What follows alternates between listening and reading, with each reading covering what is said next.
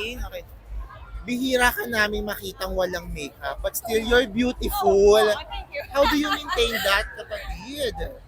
Um, well, recently, 7 days pa lang actually, I tried this new skincare routine, yung Nivea Luminous 630 with Thiametol.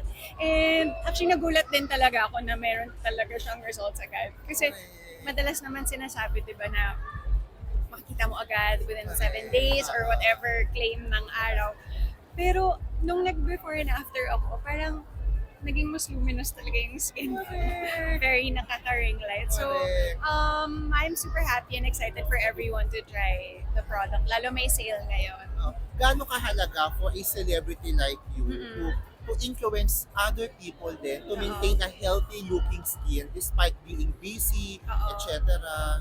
Oo, ako para sa akin kasi sobrang self-care din talaga yung skincare.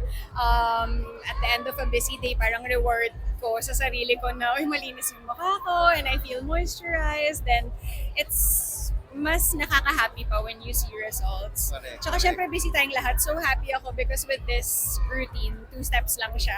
I mean, di ko na kaya yung mga 10 steps. Correct. So, I'm really excited na masubukan din talaga. After Lavender Fields, anong pasabog mo this 2025? I think it's a new teleserye with Echo, di ba? Yes, meron. Yes. Yun muna. Oo. Pero gaano ito sa tingin mo kakaiba from Lavender Fields? Iba siya. Iba siya. Excited ako to share more with you kapag Yeah, kapag kapag pwede na. pwede. Pero I'll be working with people na never ko pa naka-work. And then syempre sa Lavender Fields kasi parang hindi naman kami, parang umpisa pa lang kasi mag-away na kami Correct. ni Tyrone, di ba? Correct. Na character ni Echo. So dito parang ibang kwento naman ang tatahakin. And Something excited ako. closer to your personal life then. Hindi malayo. Okay.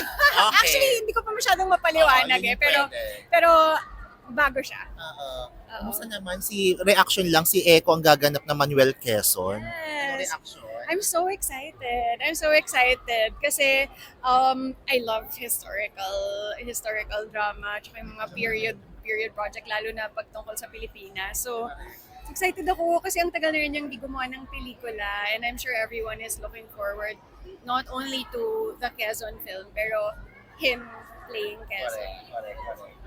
Thank you.